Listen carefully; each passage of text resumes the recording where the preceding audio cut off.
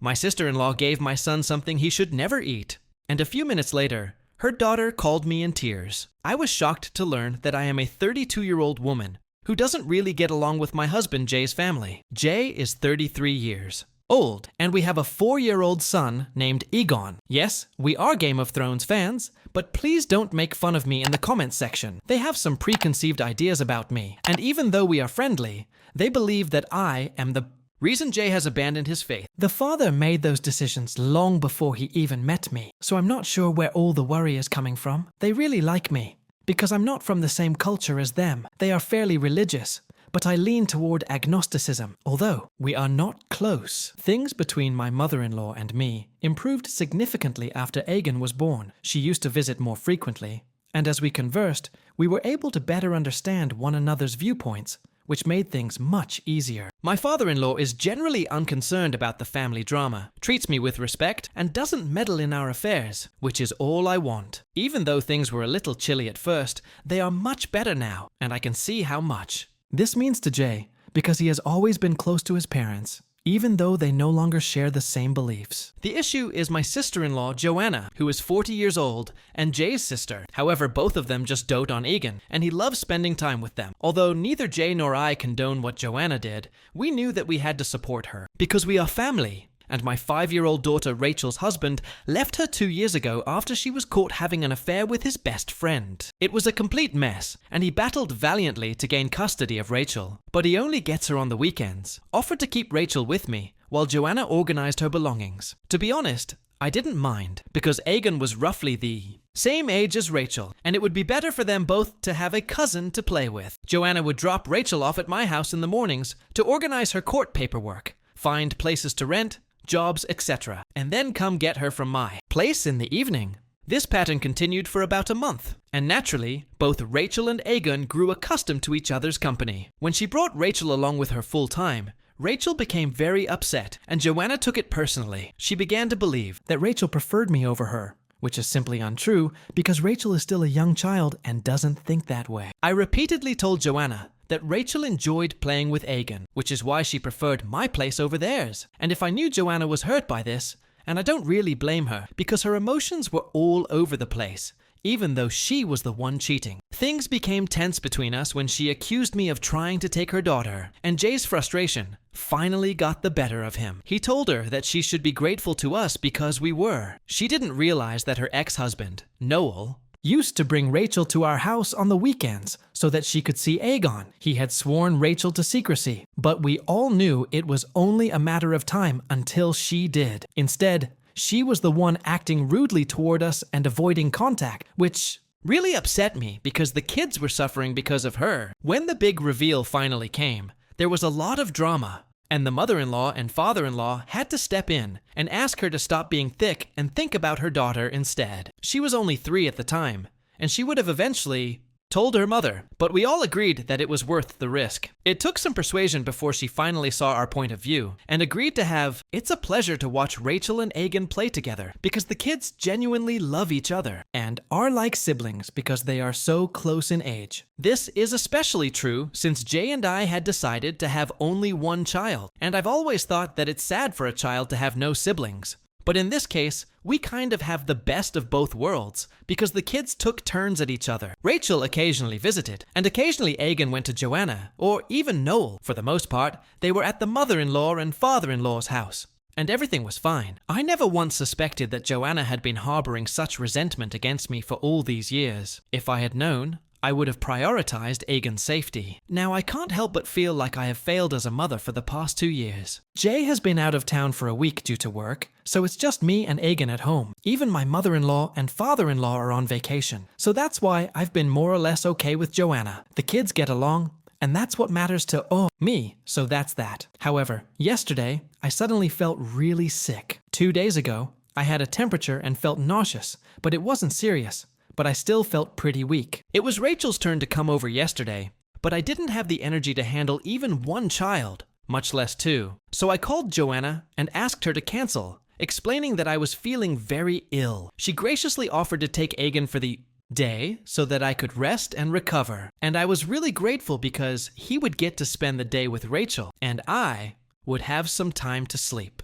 Joanna said she would pick Aegon up and take him and Rachel to the town's adventure park. After that, they could stay at her place for a sleepover, which would exhaust them completely and allow them to enjoy it, while I would have a whole day. To myself, I was really appreciative of her gesture, because she has rarely shown me such kindness, and I never would have imagined it, that something was amiss. I believed that she truly cared about me and my illness, which is why she offered to help. The following day, yesterday, she arrived at noon and took Aegon with her. I told her to keep updating me occasionally, and she assured me that he would be okay. The moment he left the house, I just collapsed on the bed because I was still experiencing feverish symptoms, and I don't know when I fell asleep, but at 2:05 p.m., I received a call from Joanna's number. It was actually the call that woke me up, and when I checked my phone later, I discovered that she had called me once before, but I had slept through it. I also knew that Aegon was safe and that nothing would happen because he was with his aunt. I was furious the entire time I was answering, but I knew that getting him to the hospital and taking care of him right away had to be my top priority, and that she could take care of herself later. When I heard someone crying on the other side, I just froze. He had hives all over his body, and his face and eyes were swollen. I hurried him to the emergency room. Had any dietary restrictions that might have caused this reaction, and I explained that he had always had a nut allergy and that everyone was cautious about it. He asked me if he had inadvertently consumed anything containing nuts, but I told him he wasn't with me, and I brought Joanna, who denied it. The doctor gave us a strange look and said he would keep him under observation for when Rachel started crying and said, "Mommy gave him my peanut butter sandwich even when I told her that he couldn't eat it." I became enraged and threw myself at Joanna, slapping her in front of everyone in the hospital. She attempted to lash out at me, but the nurses restrained her, and the doctor hurried to check on Aegon. Joanna tried to pull Rachel away, but Rachel was I called Nell, and informed him that Rachel was safe, but that he needed to come to the hospital, because I wanted the right parent to be there with Rachel. Joanna was protesting and trying to make a scene, but the nurses told her that if she continued to do so, Joanna would tear her to pieces. She was crying uncontrollably and was clinging to my leg, as if her life depended on it. Her behavior, she would be escorted out, but she stopped talking. So Rachel ran to him and gave him a hug. He looked at Joanna and me and knew that something serious was wrong, because it had been a few hours in the hospital by then. And Aegon was fine. They said that the allergic reaction had been managed, but that everyone in the family had a responsibility to watch what he ate. We went to a diner for a bite to eat, and what Joanna told me made me lose my mind again. The doctor said that they would keep him overnight for supervision, and that he would be released the following day. Null offered to drive me home, but I insisted that I needed to talk about what had happened, and that I needed Joanna and Rachel there. So he had to be there too. Hours. But hearing that conversation made my blood boil. When I asked Rachel what had happened, she looked nervously at her mother, who was staring at her. He intervened and told her that she should be honest about everything and not worry because he would protect her, and that she should act morally. Despite this, Rachel remained extremely apprehensive, and Joanna was attempting to stir up trouble, while Noel was trying to get her to tell us the truth. It took a while before Rachel finally told us what had happened. She claimed that Joanna had given them money to buy sandwiches from the sandwich shop, and that Rachel had purchased a peanut butter sandwich, while Aegon had purchased a mixed fruit jam sandwich. It seemed like we were bullying her daughter, and she would not tolerate it. I told her to stop talking and let the girl speak, and that her intimidation tactics would no longer work. I'm surprised that Aegon asked Rachel for the sandwich on their way back, but I'm glad she had the common sense to refuse him. She said he didn't make a fuss, but he looked a little sad because he didn't get to eat the sandwich when they got back to where he was supposed to be. Aegon asked Rachel if he could have a bite, but she said no, because he wasn't allowed to eat peanut butter. Joanna asked Rachel why Aegon was being grouchy, and Rachel replied that he wanted a bite of her sandwich. Joanna became irate with Rachel, telling her that she should be sharing things with her cousin, and that she had been taught better. And finally, Rachel said she had to interrupt and remind Mom that Aegon couldn't eat peanut butter. But apparently, Joanna was not having any of it. And then they sort of got into a fight. Rachel tried to stop Joanna from giving him the sandwich, but Joanna called her own daughter a snatchy little brat and took her sandwich away. By this point, Rachel claimed that both she and Aegon were crying, and she said that if he ate that sandwich, he would get sick like Auntie told us. Joanna claimed that this was just a harmless prank, and I knew what Joanna was up to, so it took all of my strength not to jump at her and strangle her right away. But I didn't want to do all of this in front of Rachel, the poor one. Nothing would happen to him, so she gave him the sandwich, but by that point, Aegon was crying too, saying that he didn't want the sandwich and wanted to go back home. Joanna literally force-fed him the sandwich. When the girl finished her day, she was crying again, hugging Noel and saying, "Mommy scares me all the time." Joanna was laughing, seemingly to refute Rachel's claims. So I asked her if she had anything to say in support of Rachel. She said she didn't need to defend herself against people like me, and that if I decided to believe a 5-year-old instead of an adult woman, I had to. I was so exhausted that I didn't argue with her or demand explanations. But I did tell her that if she didn't give me her side of the story, if there was one at all, I would accept Rachel's version as the truth and move forward appropriately. She told me that I had no authority to take any action, so I simply warned her to be careful. Although she may be related to me, Aegon is the priority for both Jay and me. She was being kind to her, but she had no idea what Jay would do when I told him. At that point, she became panicked and told me not to involve Jay because Rachel was lying. She then began to babble about what had happened, but I told her to stop. I had given her an opportunity to explain, but she blew it, so now she could handle Jay on her own. I left. I felt bad about leaving Rachel behind, but I didn't have the strength to handle that night. I love the child very much, and I'm so thankful that she called me to save Aegon's life. I wish I could just take her away, but she has. A father who needs to take over. On my way back, I called Jay and told him everything. He was very anxious, and he said he was going to... I told him I had everything under control, and that they would release Aegon the following day, but he was adamant, so I didn't really stop him because I knew he gets anxious and beats me up. I could have used the support. I know Aegon is fine now, and we don't have to worry about anything, but I am certain that I am not letting Joanna leave because she has purposefully put my child in danger, and she must pay for it. Sorry for the delay in the update. I know many of you were asking for it. To be honest, things have been so hectic and stressful at home that I never even thought to check Reddit for Jay's return. I don't know how she will, but I know that she will. I can never trust her with Aegon again.